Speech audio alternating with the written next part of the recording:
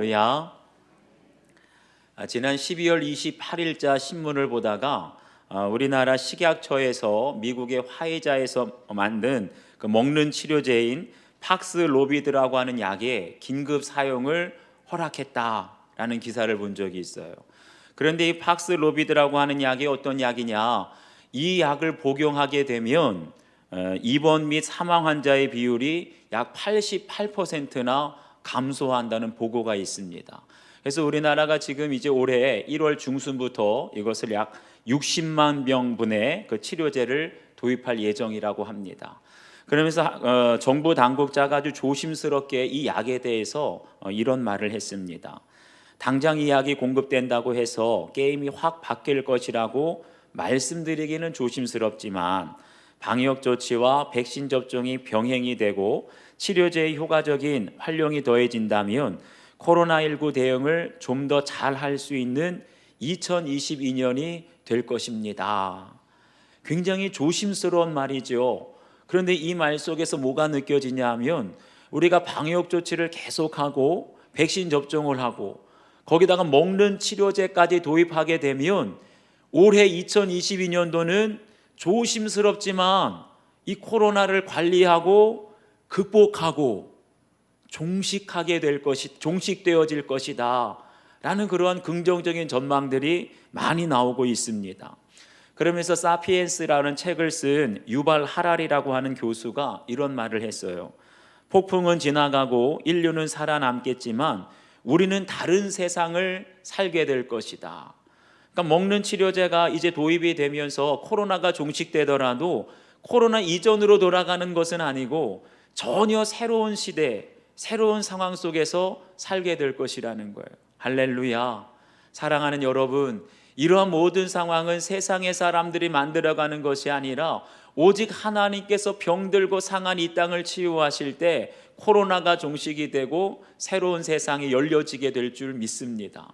그러면서 우리가 한 가지 간직해야 될 것이 있어요. 코로나를 2년 동안 겪으면서 물론 우리에게 유익한 것도 많이 있습니다. 그렇지만 그런 시간을 보내면서 너무나 소중한 것을 우리가 잃어버렸다는 거예요. 그래서 새로운 한 해를 우리가 시작하기 전에 먼저 지난 2년을 돌아보면서 우리가 잃어버린 것은 무엇이고 다시 회복해야 될 너무나 소중한 우리가 회복해야 될 것은 무엇인가? 오늘 주신 말씀을 통해 첫 사랑을 회복하라 라는 제목으로 함께 은혜를 나누도록 하겠습니다. 첫 번째는 수고와 인내를 우리 하나님이 아십니다. 2절과 3절 말씀 우리 함께 읽겠습니다. 2절 3절 시작. 내가 내 행위와 수고와 내 인내를 알고 또 악한 자들을 용납하지 아니한 것과 자칭 사도라 하되 아닌 자들을 시험하여 그의 거짓된 것을 내가 드러낸 것과 또 내가 참고 내 이름을 위하여 견디고 게으르지 아니한 것을 아노라.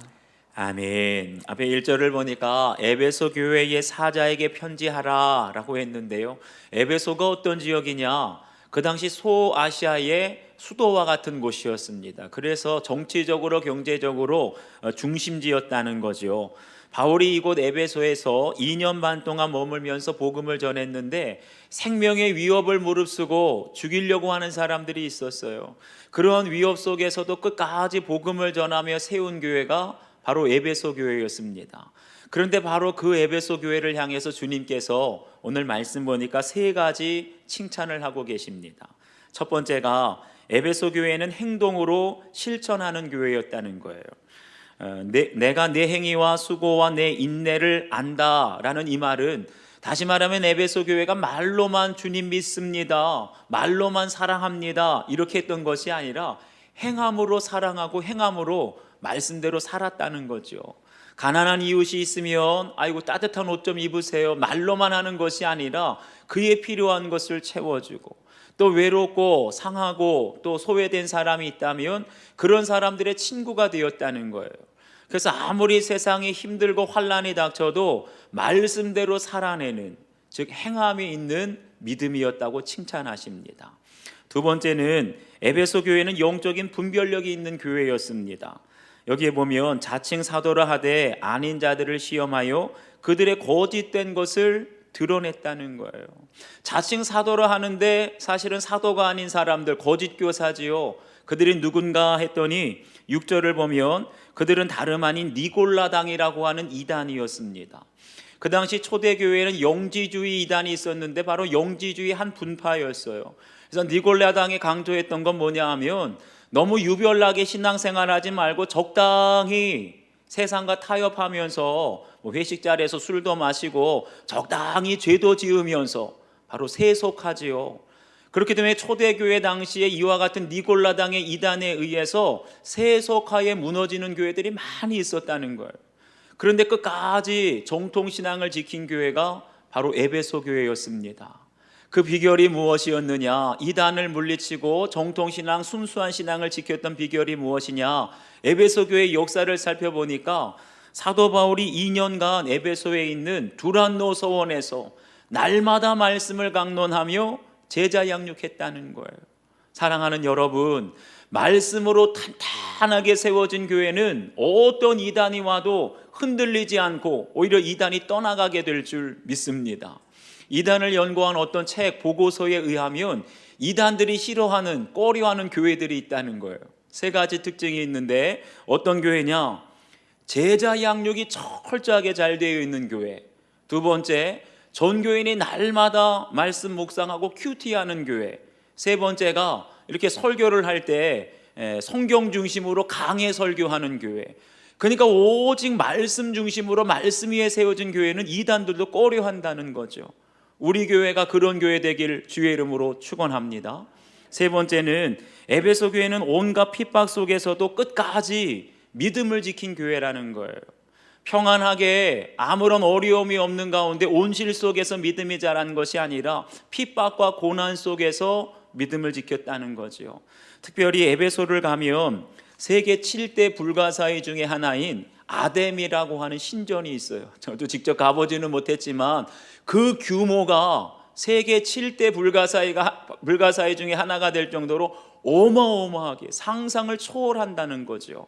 그래서 사도행전 19장을 보면 바울이 에베소에서 복음을 전할 때 그 아데미 여신의 우상을 만드는 은장생이었던 데메드리오가 자기의 돈벌이가 이제 줄어들 것을 염려해서 바울을 핍박합니다. 그래서 바울과 그의 일행들을 죽이려고 했던 사건이 있어요. 그러니까 에베소에 있는 그리스도인들은 어떻게 믿음을 지켰느냐?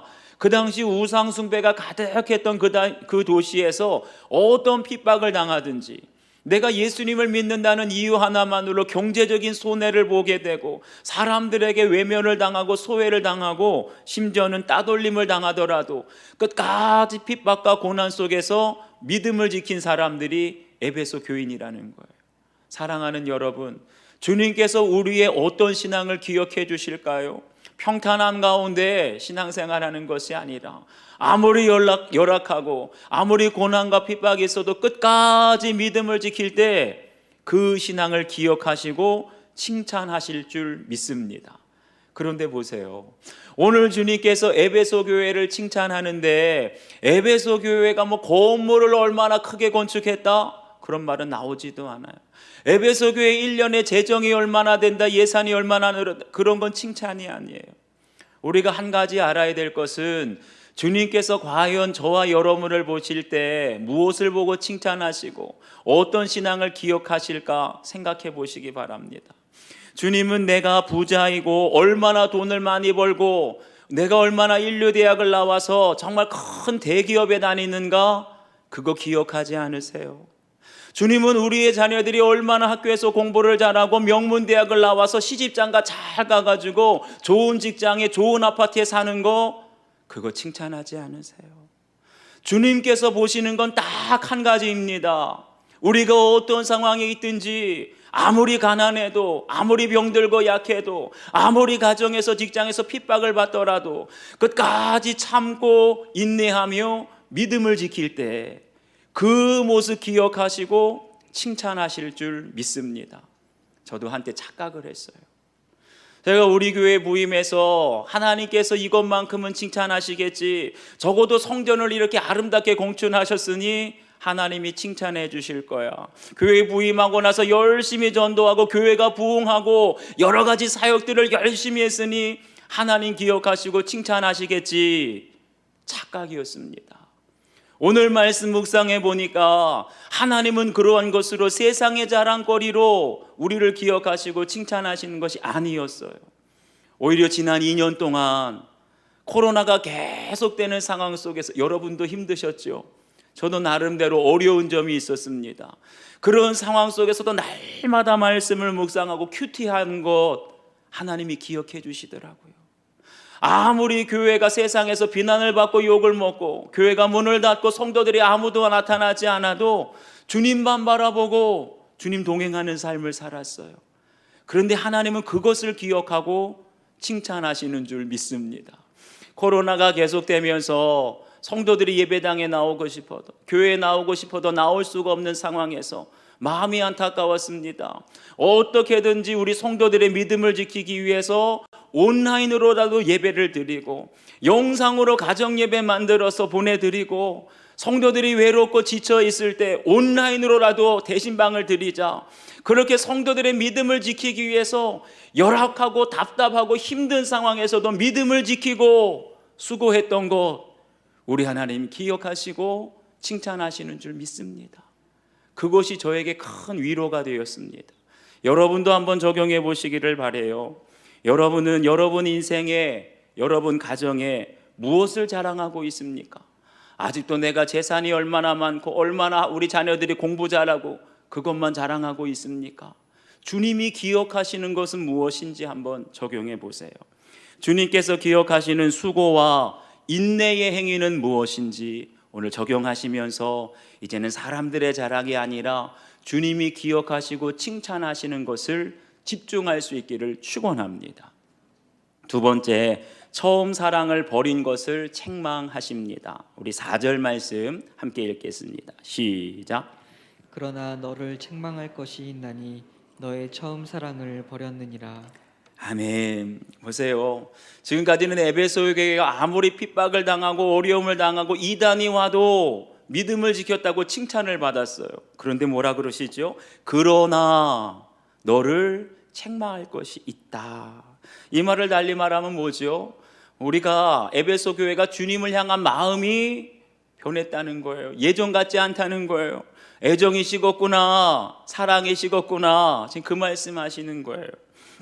지금까지 에베소 교회가 외부의 핍박과 고난, 아무리 이단이 쳐들어와도 그들과 싸우면서 잘 극복했는데 고난을 참고 역경을 견뎌내면서 주님에 대한 그 모든 것들을 오직 사랑으로 잘 감당하였는데 어찌하여 이렇게 주님께 책망받는 교회가 되었을까요?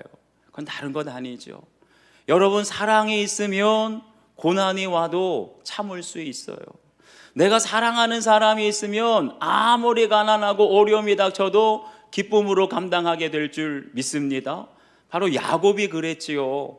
야곱이 라헬을 사랑하니 외삼촌의 집에서 7년 동안 양을 치더라도 기쁨으로 감당할 수 있는 거예요. 그런데 사랑이 식어버리면 어떻게 되지요?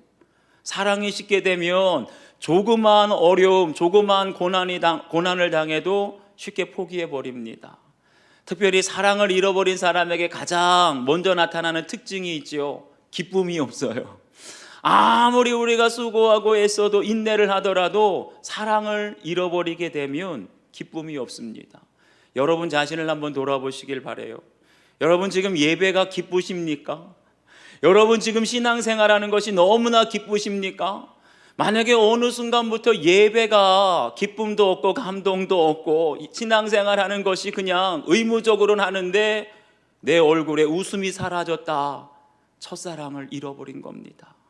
그렇기 때문에 우리가 핍박과 환난 속에서도 수고하고 인내하는 것도 중요하지만 더 소중한 것은 주님과의 사랑, 성도들과의 사랑을 회복하는 것이 더 중요한 줄 믿습니다. 한번 생각해 보세요.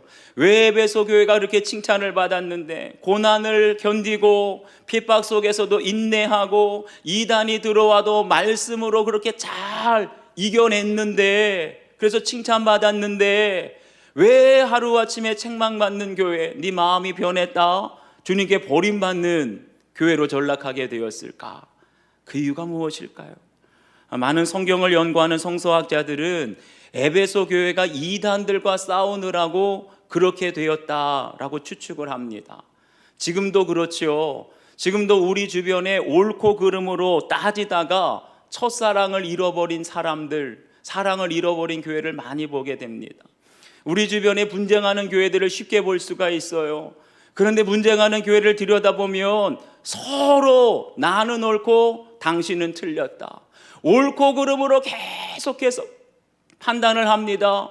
그러다 보니까 법이요, 세상법이 들어오게 되고 법이요, 헌법이 들어오게 되는데 서로의 옳고 그름을 판단하지만 사랑을 잃어버리게 되었다는 거지요.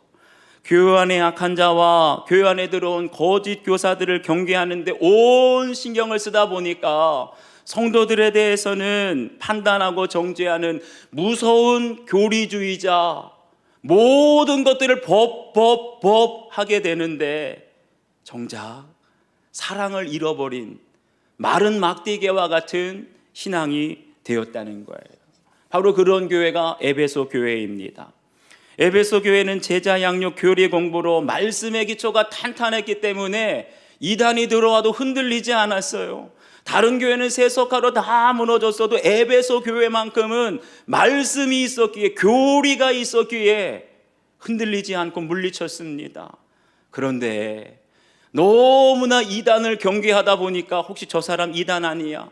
너무나 이단을 경계하다 보니까 서로에 대해서 엄격하게 한치의 실수도 하면 안 되니까 한치의 실수 없이 너무나 엄격하게, 너무나 정확하게 높은 윤리와 높은 교리로 서로 적용하다 보니까 이단은 틈차지 못하고 다 떠나가게 되는데 뭐를 잃어버렸어요?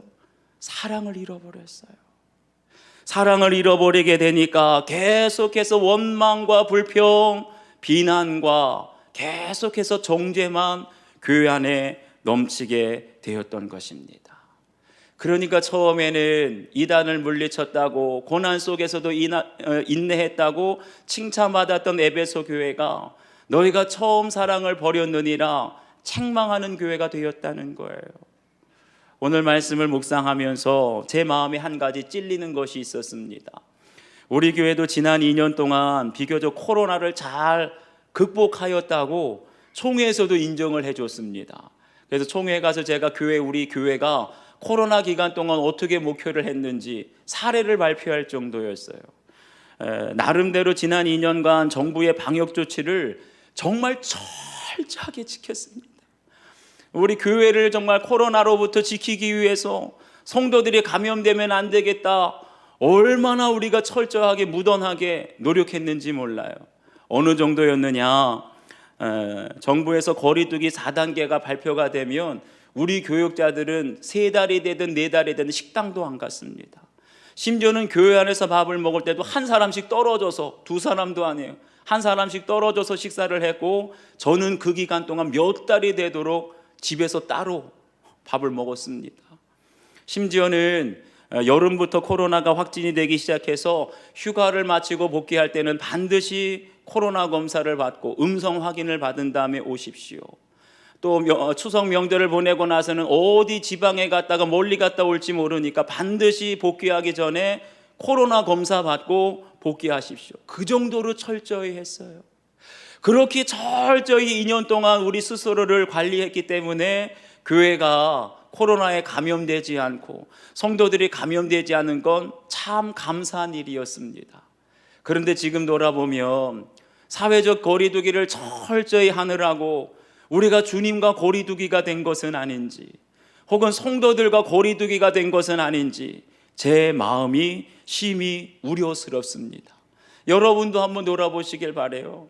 가족들을, 자녀들을 코로나로부터 지키기 위해서, 철저하게 안전하게 지키기 위해서 2년 동안 온라인 예배, 교회는 절대 근처에도 가면 안 돼, 성도들은 절대 만나면 안 돼. 2년 동안 가정을 지키고 코로나로부터 안전하게 지켰지만 그것으로 인해서 예배가 소홀해지고 주님과의 사랑을 잃어버리진 않았습니까? 2년 동안 성도들의 교제, 성도들의 만남, 성도들의 공동체가 점점 사라지게 되면서 혹시 2년 동안 안전은 지켰지만 성도와의 사랑을 잃어버리지는 않았습니까? 사랑이 없는 교회는 죽은 교회와 마찬가지입니다. 마찬가지로 사랑을 잃어버린 성도는 그 믿음이 죽은 것과 같아요. 고린도전서 13장을 보면 사람의 방언과 천사의 말을 할지라도 사랑이 없으면 소리나는 구리와 울리는 꽹가리가 되고, 예언하는 능력이 있어 모든 비밀과 모든 지식을 알고 또 산을 옮길 만한 모든 믿음이 있을지라도 사랑이 없으면 아무것도 아니라. 여러분, 뭐죠? 우리가 코로나 상황 속에서 아무리 예배를 열심히 드리고 구제를 열심히 하고 아무리 우리가 여러 가지 사역을 열심히 했다 할지라도 그것 때문에 사랑을 잃어버렸다면, 우리 안에 사랑이 없다면 아무것도 아니라는 거예요. 예배 중요하지요. 큐티도 중요합니다. 주님과 동행하는 삶, 성경 통독하고 매일 성전에서 기도하는 건 너무나 중요하지만, 이런 것들을 다 이루고 세상에서 칭찬을 받는다 할지라도 내 안에 중요한 건 세상의 칭찬이 중요한 게 아니에요. 내 안에 주님과의 사랑을 잃어버리고 내가 어느새 매너리즘에 빠지고 내가 어느새 내 사랑의 열정을 잃어버렸다면 아무것도 아니라, 죽은 것이라.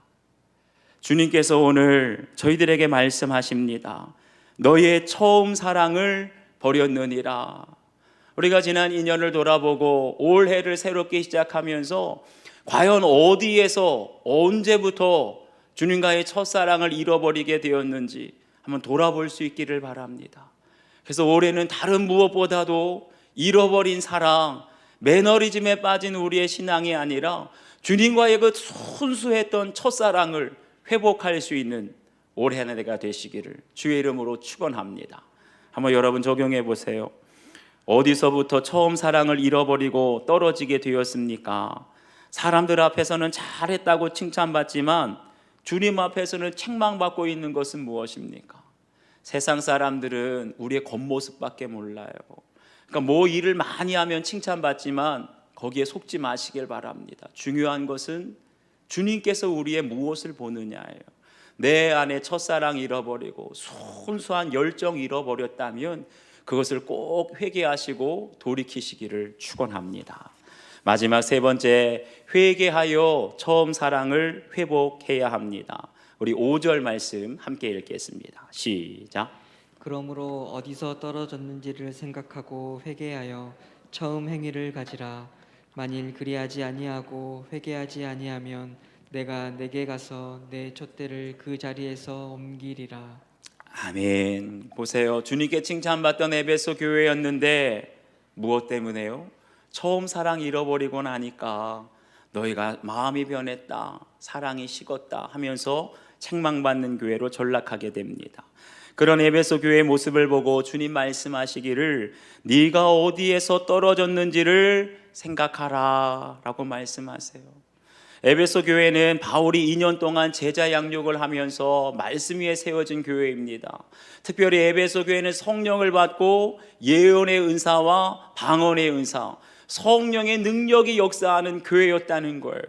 그런데 바울이 떠나고 나서 30년의 세월이 지나면서 말씀이 사라지고 성령의 능력을 잃어버린 마른 막대기와 같이 기쁨도 감동도 사랑도 잃어버린 그런 교회로 전락했다는 거예요. 이것이 우리에게 무엇을 말해줄까요?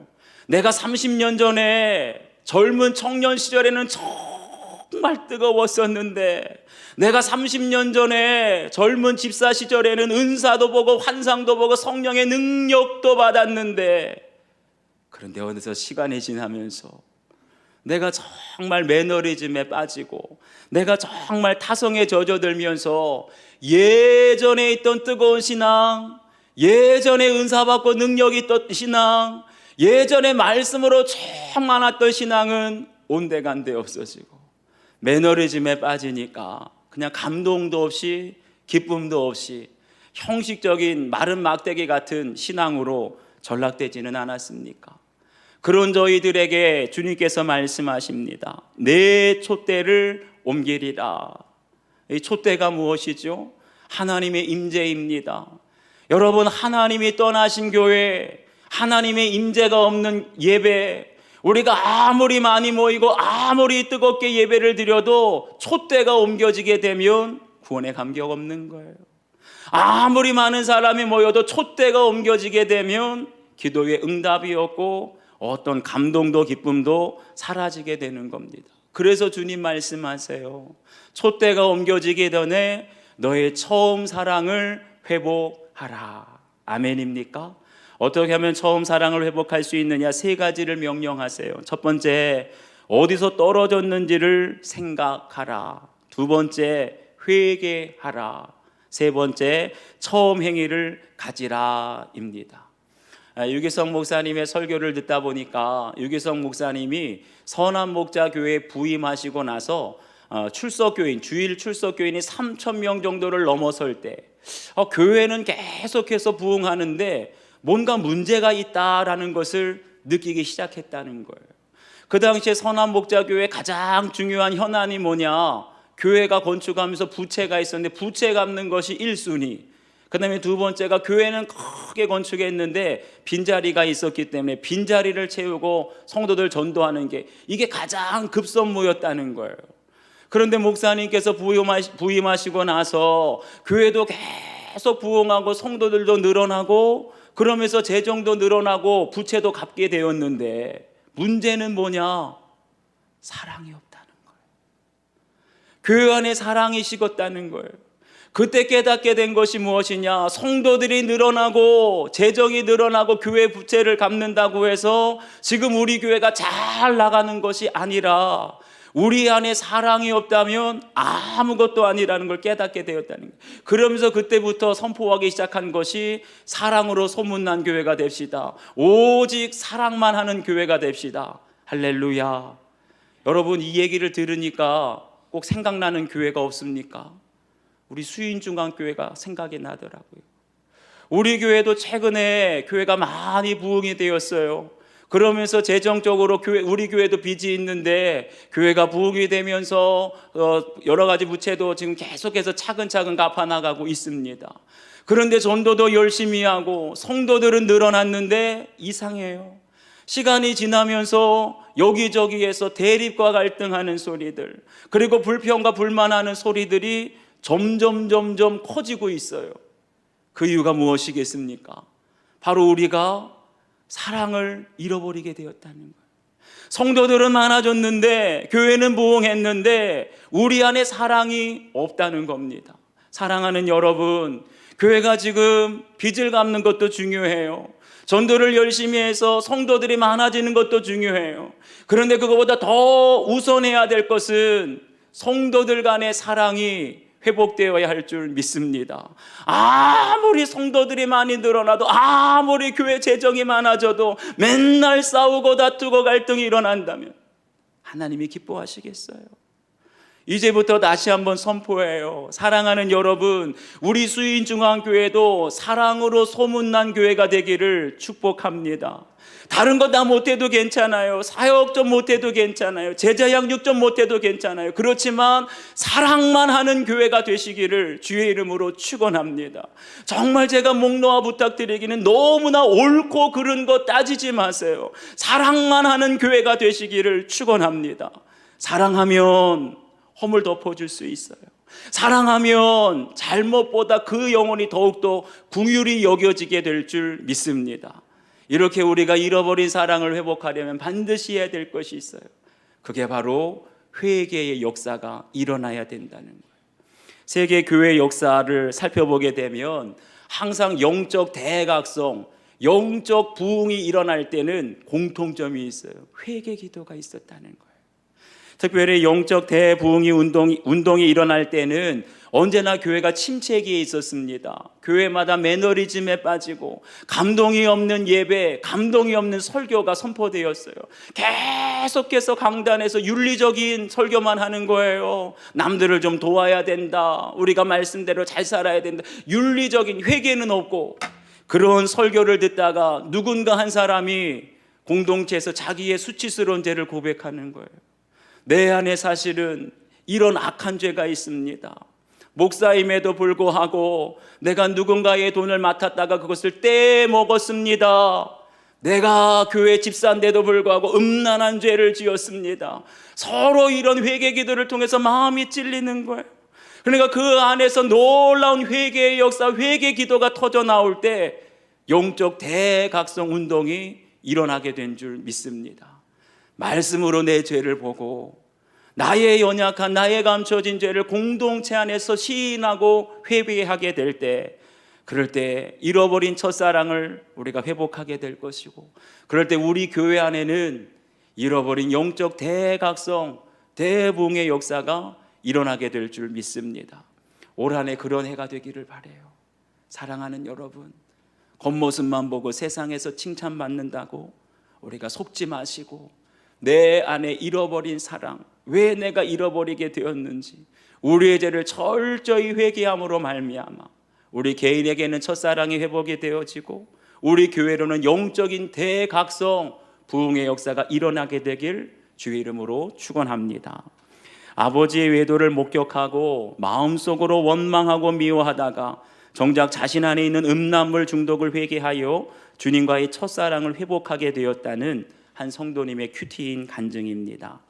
몇 년 전 주일 예배를 마치고 집으로 돌아가던 길에 뜻하지 않게 아버지의 외도 현장을 목격하게 되었습니다. 10여 년 전 교회를 떠난 아버지는 믿음도 없고 교회도 싫어하시지만 가정적인 분이셨기에 저는 아버지의 외도 사실에 더 큰 충격을 받았습니다.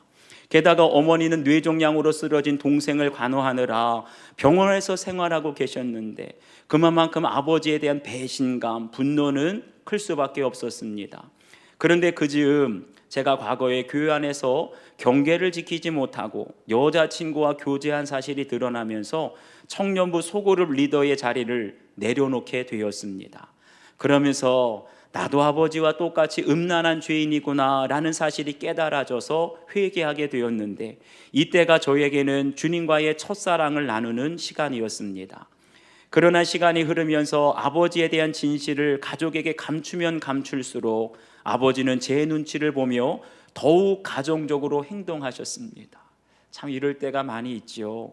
밖에서는 외도를 하고 가정에서는 더 가정적으로 행동을 하고, 언젠가는 외도를 끊을 것이라는 아버지의 말에 거짓 화평을 유지하기는 했지만 속으로는 아버지를 원망하고 미워하면서 주님과의 첫사랑을 잃어버리고 만 것입니다.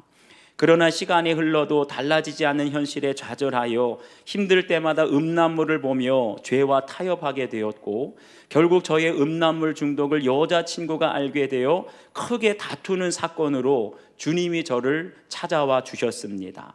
그런 저에게 주님은 오늘 말씀하십니다. 어디서 떨어졌는지를 생각하고 회개하여 처음 행위를 가지라. 이제는 주님과의 첫사랑을 회복하여 음란이라는 니골라당의 행위를 미워하고 저의 구원을 위해 수고하시는 아버지의 믿음이 회복되도록 깨어서 기도하겠습니다. 한번 여러분도 각자 적용해 보시기를 바라요. 현재 나의 신앙생활에서 매너리즘에 빠져 있는 것은 여러분 무엇입니까?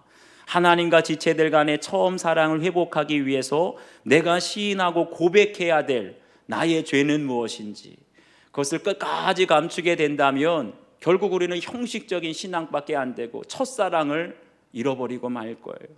내 안에 감춰져 있는 죄가 철저하게 고백되고 회개되어질 때, 그럴 때 우리 잃어버린 그 사랑, 뜨거운 첫 열정 회복될 줄 믿습니다. 기도하겠습니다.